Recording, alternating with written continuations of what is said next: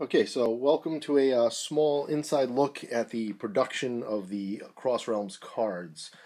Uh, Giving it to you in a bit of a art jam format in that gathered around a table working on our various projects. Russell whipped out the idea that he had for the deck of cards with the different characters and suits. Not dissimilar to something that I wish I had in younger days when I was camping and would just have to play card games with just a boring deck, or if you got a specialized card game that had artwork on it, you played pretty much one game, the game that it came with, and required that amount of players. So the really cool thing about this deck that's got us so excited is you can play any game, any card game at all, and make it that much cooler. Have those fantasy elements. So you can't get a D&D campaign together. You don't want to learn the rules to a big fantasy elaborate card game with all these extra pieces and decks and boosters. You don't have to. You have this deck of cards, you have it on hand, you keep it in your glove box, you keep one on your table, you carry a deck with you in the inside pocket of your coat, and you can play all sorts of different card games with any amount of people, wherever you are, whenever you get bored. And obviously there's we try to add a cool collectability factor, because that's something I'm really into. And I can tell you that one of the 10 pledges for the Platinum deck is going to be me, and I'm definitely going to have a sketchbook signed by all the guys hanging up. So I hope that's something that appeals to you guys also out there. The process for the cards was long and tough. We took each of the decks, each of the suits, and split them up amongst the four of us, with the elves, humans, orcs, and dwarves. Myself doing the dwarves. Each of us individually did the artwork for the suit, and each in a different way. Bone Steel did his pencil ink markers. Eric did his all completely digital, which is why you don't see the originals up on the campaign. And I went, as well as Ryan, with pen and ink original art, and then digitally colored our material, which gave us the opportunity to play with some variants. For the cover to the sketchbook, which is also a lot of the artwork that you see, we each individually drew our characters based on a rough layout that I submitted to the group. And then after a few trials digitally, we ended up having Bone Steel color them all together in marker, and then I put them together digitally into the same page and same plane, and added some extra shadows, and then the additional graphics that you would see around it, which change whether I'm using it for the sketchbook, promotional, or for the Platinum deck. So you get a quick look. We're going to start off with using one of Eric's characters. We had some issues with the background, which all of us had some problems with the background and the sizing, so we had to go through in each in our individual way because we use different styles, fix that. So you're going to get a look at us working on Eric's for some slight repair with his Kung Fu character. You're going to get a look at the lettering, a lot of issues with the fonts and the lettering, but the cool part is with that ironed out, hopefully for decks going forward, if we choose to do some different style decks, we don't have to go through that again. These sizing, the spacing, and the letters are something that we've learned our lesson on, and that we are going to be able to use the knowledge we've already gained. That the next process will be easier if we can hit our goals with this deck and we have the interest, and you guys latch on for us, and that we're able to go forward and make more suits. So you'll get a look at that, and then we go around the table, a couple of the guys that were here for an art jam, and you'll get to take a peek at their cards and a little bit of insight on what they got going on, and a neat little video package at the end with some music that I put together. So thanks for your support if you are or have supported us on Kickstarter when you're watching this, and if not, then we will have these cards, if we're successful, around at conventions and available through the Catatonic website. So thanks for your support in the past, your support going forward, and I hope you enjoy this look at our production of the cards. Alright, so essentially here's what happens. Hey, nice job. You got Kung Fu guy, he looks good, but his foot don't fit. So now if we shrink him down and make his foot fit, exactly, you got tiny... Right. So, but can't we just add green? Like, whatever that background is, can't we just... He has to do it.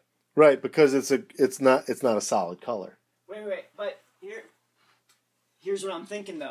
The green from the card, like, yeah, he could letterbox it. No. I'm going to have my characters defy the borders. So and that's fine. And but with Eric's not having... Mine don't have backgrounds. Mine are like but shrink it back down to make it fit a little bit.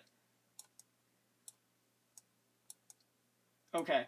Can you grab the... Can you put the... Make the border go away for a minute.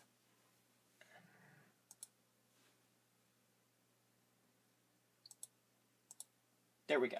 Okay, so can you grab, like, just the upper portion, everything that's above his head? Can you select that? Yes, you can here. Because I can do it in paint, and I only know how to do things. Yeah, but that stuff is still, it's a gradation. It's Right. not Yeah, a but solid it's okay, color. that's okay. That's okay. This is what I did with Jeff's. Oops. As close as I could. Can you hit Control T for me? Yes, exactly. Yeah. Well, there's a problem. There's nothing here for me to grab. And see, that's the problem with the names being too long.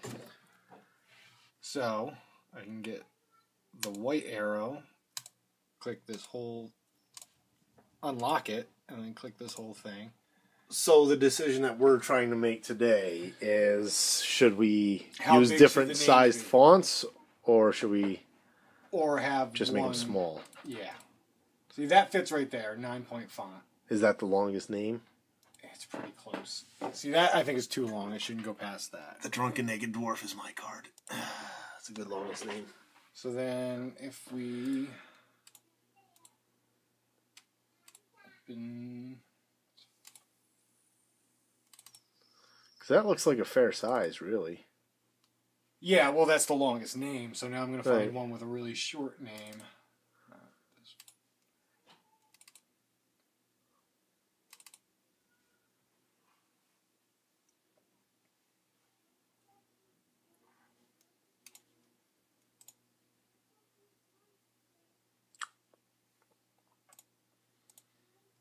Alright, so we got the descriptors on the bottom. And that's somebody's ace. Alright, see, that looks fine. Yeah, but this is Oh, that's the bigger font. that's the same size font. Alright, boy. I think different sizes is going to work. Can you side by side them? Can you do two tiled windows, or does that not work in this program? Yeah.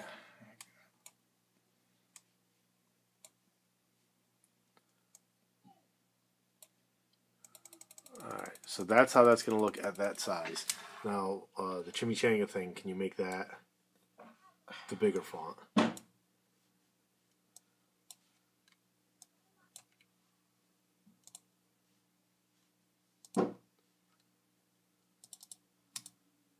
That's what it was before.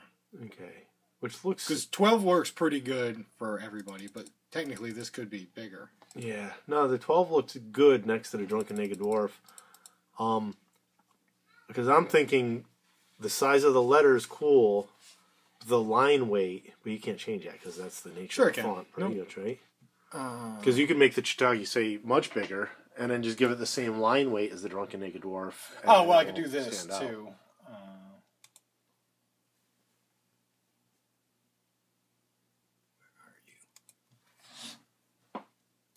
It's on a yellow layer, so it's hard to see the... I'm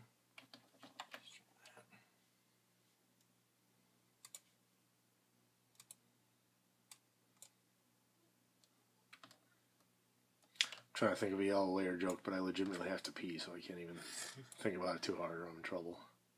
So I can... You manipulate it in a ton of ways. Right. But then...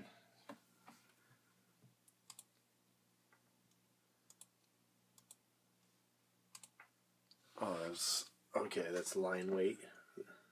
Yeah, the stroke is the line. I might have to... See, in Photoshop, I play with the stroke all the time. For doing word bubbles and stuff like that, you know, to outline those. But even then, so Chitaga is the shortest name? It's pretty close to the shortest name. Okay, I mean, that looks fine. So, decided to talk about the cards in the spread out similar to the regular art jams. We'll go around the table quick beforehand and after, give you a little bit of a closer look at the cards because we now have the test decks in to take a look at. Initially going around, we decided to divvy everything up Eric, who had the humans, is not here. I was kind of hoping for dwarves because I wanted that comedy shot, and nobody else ended up wanting dwarves. I waited till the end, so I kind of lucked out with that. We got the hot desirable, being the orcs. Yeah. We almost got in a fist fight over it. I had to fight for my orcs. Could have made like Kiss, put the real blood on the cards from the nose punches. And Ryan had the elves, and anything you want to state on the elves. They're elvy. They're very elvy. He did a great job of making them all differently elvish and differently interesting. For me, the dwarves was easy. Like I just kept thinking of cool weapons or crazy beards and kind of building up the characters around that. And I tried to slip some Easter eggs in there, one of which I'll reveal to you as we go around the table right now. Alright, so yeah, these are my dwarves in all their glory. I kind of went with that parchment background. I was going for a certain effect, working a little symbol back there. I really wanted to go for a neat graphic design element and not just a full fantasy thing. I was going for... I tried several different backgrounds, but really wasn't feeling it until I kind of went with a me modern take attached to the olden take. That's third maybe queen that I worked on. I kept trying to make her somewhat attractive, but now I made her attractive to I guess a very specific type of person. But I had to go with the comedy for it. It just wasn't working. The Jack, by no mistake, a little bit of a Jack Kirby tribute pose going on there. And yeah, just tried to get as much diversity into the characters as I could and still keep them plenty dwarvish. So that's what we got going on here.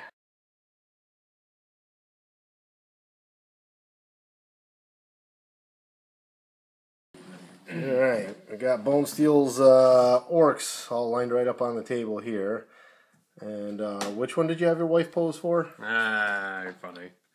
No, I'm a big fan of character concept art, so I kind of had a leg up on this. But most of them I tried to do a little more dynamic poses. You can tell by the butcher and the lumberjack, the close-ups and then the up shots.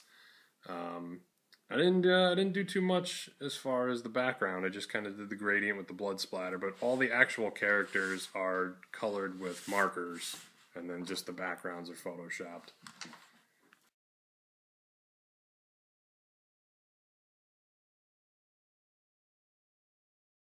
All right, Ryan, what do you got going on down here? Elves. Ryan's goal is to make them all as sexy as possible. So, yeah, even the dudes. Yeah. Nothing wrong with that. It was nice because the elves, you can do different weapons and armor and magic. And they're basically human, but they don't have to be the same proportions, so I don't have to do humans well. Well, again, yeah, it's on purpose. Yeah, very clever. Have the most legitimate backgrounds out of everybody.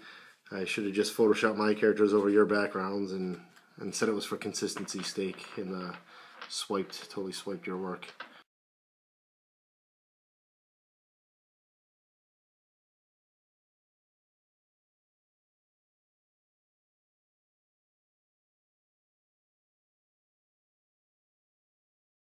All right, so we were just going over the cards, trying to get the characters' names because some are long, some are short, to get them all fit on and look evenly weighted. And then also why we're here, Ryan has dropped off his line art for the cover / promotional material / that and that and that. I had already drawn mine. Actually, I think you're the last to get yours done. What I did for that, and I'll show you an amalgamation video in a second. What I did for that is I did a quick rough of where the characters are going to stand on the page, and everybody used that to pretty much work their pose in. And I thought we would each individually color it, but after more thought, and considering that Bone Steel's pretty awesome with a marker, I decided better if they were drawn in different styles, colored in the same style, and we're going to make Bone Steel the sucker for that, as Ryan uses my cat's flea comb on his beard. You got my fleas out. Yeah, fleas and crabs, baby.